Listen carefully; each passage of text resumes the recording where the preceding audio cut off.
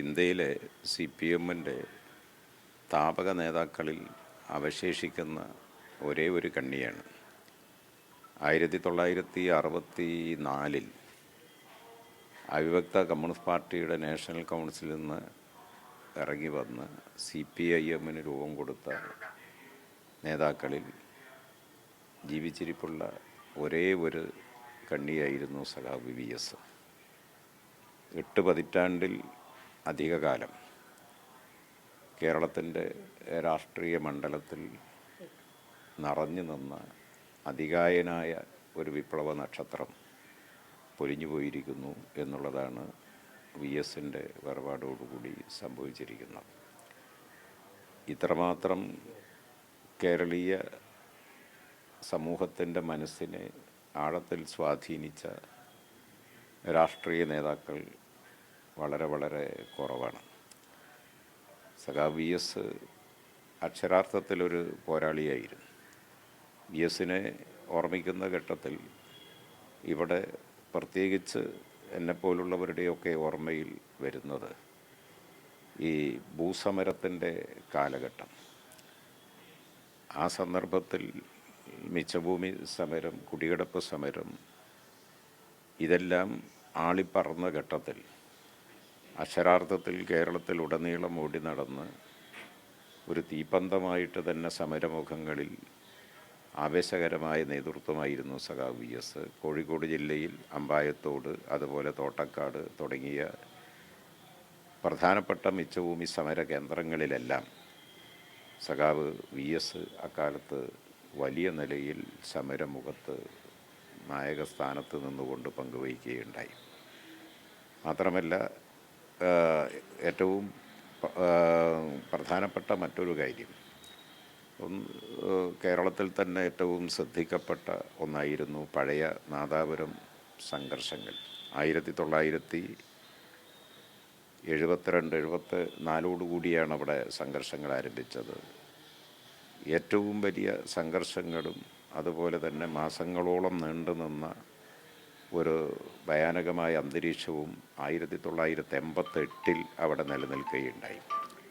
9 വിലപ്പെട്ട ജീവൻ അന്ന് നഷ്ടപ്പെടുകയുണ്ടായി. ആ സംഘർഷം നൂറുകണക്കിന് ആളുകൾക്ക് ഒരുപാട് മർദ്ദനങ്ങൾ എല്ലാം ഏൽക്കുകയുണ്ടായി എല്ലാ ഭാഗത്തുമായി. ആ ഘട്ടത്തിൽ കേരളത്തിലെ പാർട്ടി സംസ്ഥാന സെക്രട്ടറി ആയിരുന്നു സഖാവ് VS.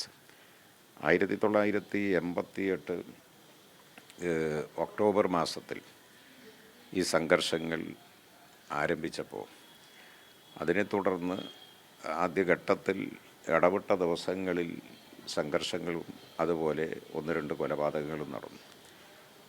88 ഒക്ടോബർ 21 വാണിമേലിൽ ഒരു രോഗിയായ ദിവാകരൻ കൊല ചെയ്യപ്പെടുന്നത്. അതിനെ തുടർന്ന് അന്നത്തെ മുസ്ലിം ലീഗിൻ്റെ സംസ്ഥാന അധ്യക്ഷൻ പാണക്കാട് മുഹമ്മദ് അലി ശിഹാബ് തങ്ങൾ, അദ്ദേഹം മുസ്ലിം ലീഗ് സമാധാനത്തിന് മുന്നിട്ടിറങ്ങും, മുസ്ലിം ലീഗിൻ്റെ ഭാഗത്ത് നിന്ന് ഒരക്രമ സംഭവവും ഉണ്ടാവില്ല എന്ന് പരസ്യമായ പ്രഖ്യാപനം നടത്തുകയുണ്ടായി. ആ സന്ദർഭത്തിലാണ്, അതിൻ്റെ ഒരു സാഹചര്യത്തിലാണ് CPM-ൻ്റെ സ്വാധീനം കുറഞ്ഞ വളരെ ദുർബലമായൊരു മേഖലയിൽ, അവിടെ നാദാപുരത്തിനപ്പുറത്ത് ജാതീയരിയിൽ സജീവൻ എന്ന് പറയുന്ന SFI DYFI പ്രവർത്തകൻ, അന്ന് 19 വയസ്സ് മാത്രം പ്രായമുണ്ടായിരുന്ന മടപ്പള്ളി കോളേജ് വിദ്യാർത്ഥി വീട്ടിൽ നിന്ന് സുഹൃത്തിനോടൊപ്പം പുറത്തിറങ്ങുന്നത്. ആ സജീവൻ അതിഹീനമായ നിലയിൽ അവിടെ കൊല ചെയ്യപ്പെട്ടു. മുസ്ലിം ലീഗ് പ്രവർത്തകരാണ് അതിൽ പ്രതിസ്ഥാനത്തുണ്ടായിരുന്നത്. അതോടുകൂടി വലിയ സംഘർഷങ്ങൾ ആ മേഖലയിൽ ആളിപ്പടരുകയുണ്ടായി.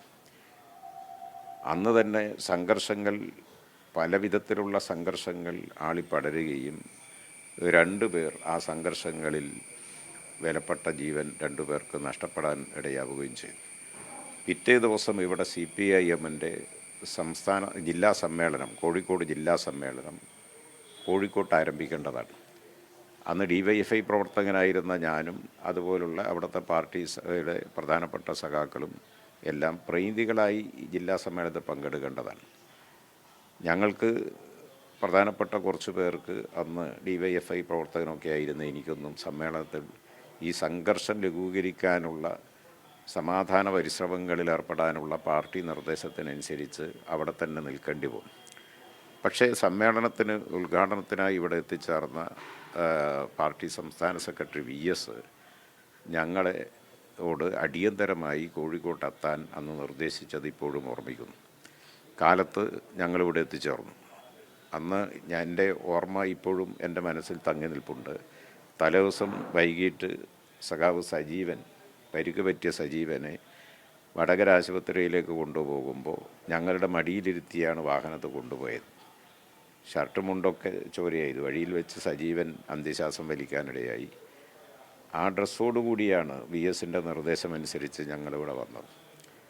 VS കർശനമായി അവിടുത്തെ സമാധാനം പുനഃസ്ഥാപിച്ച് സാധാരണ ജീവിതത്തിലേക്ക് നാടിനെ എത്തിക്കുന്നതിന് CPIMൻ്റെ ഭാഗത്ത് എന്തെല്ലാമാണോ വേണ്ടത് എന്ന മാർഗനിർദ്ദേശം ഒരു ആധികാരികമായ നിലയിൽ പാർട്ടി നേതൃത്വം എന്ന നിലയിൽ സഖാവ് VS ഞങ്ങൾക്ക് നൽകുകയുണ്ടായി. മാത്രമല്ല, ഞങ്ങളോട് സമ്മേളനത്തിൽ പങ്കെടുക്കാതെ അവിടത്തേക്ക് തിരിച്ചു പോകാനും പാർട്ടിയെ ആകെ സമാധാന പരിശ്രമങ്ങളിൽ അണിനിരത്താനും ചുമതല നിർവഹിക്കുന്നതിന് ഞങ്ങളോട് നിർദ്ദേശിക്കുകയുണ്ടായി. VS കുറേ കൂടി ജാഗ്രതയെന്ന് കാണിച്ചത് ഞാൻ ഓർമ്മിക്കുന്നു. VS ഞങ്ങൾ പോകുന്ന വാഹനത്തിന് മുമ്പിലും പിമ്പിലുമായി പോലീസ് സംവിധാനത്തെ അന്ന് ഏർപ്പെടുത്തുന്നതിന് VS തന്നെ താല്പര്യപ്പെട്ട് ഇടപെട്ടു.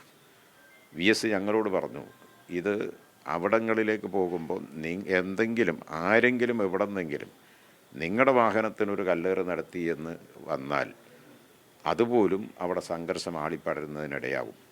അതുകൊണ്ട് അത്തരത്തിലുള്ള ഒരു സാഹചര്യം ഉണ്ടാവാതിരിക്കുന്നതിനുള്ള അങ്ങേയറ്റത്തെ പാർട്ടി ഉത്തരവാദിത്വം, നേതൃത്വത്തിൻ്റെ പങ്ക് അദ്ദേഹത്തിൻ്റെ ഭാഗത്ത്. അതിനെ തുടർന്നാണ് ആ ഭാഗങ്ങളിൽ പാർട്ടിയാകെ VS ഉൾപ്പെടെയുള്ള നേതൃത്വത്തിൻ്റെ അതിശക്തമായ ഇടപെടലും പാർട്ടിയാകെ ഒറ്റ മനസ്സാൽ ഇടപെട്ടതിനെ തുടർന്നാണ് എല്ലാവരെയും സഹകരിപ്പിച്ചുകൊണ്ട് ആ അന്തരീക്ഷം തണുപ്പിക്കുന്നതിന് കഴിഞ്ഞത്. അതിൽ VS അന്ന് വഹിച്ചിട്ടുള്ള പങ്ക് വളരെ വലുതാണ് എന്നുള്ളത് ഞാനിപ്പോഴും ഓർമ്മിക്കുകയാണ്. ഇതുപോലെ അനേകം കാര്യങ്ങൾ എല്ലാവർക്കും പാർട്ടിയുടെ വിവിധ തലങ്ങളിലുള്ളവർക്ക് പലയിടങ്ങളിലും പറയാനുണ്ടാകും. അതുപോലെ തന്നെ വ്യത്യസ്ത പാർട്ടികൾപ്പെട്ടവർക്കുണ്ടാകും. കേരളീയ മനസ്സിൽ കാലമെത്ര കഴിഞ്ഞാലും VS മരണമില്ലാതെ ജീവിക്കും എന്ന കാര്യത്തിൽ സംശയമില്ല. സഖാവിൻ്റെ വേർപാടിൽ ദുഃഖവും അനുശോചനവും രേഖപ്പെടുത്തും.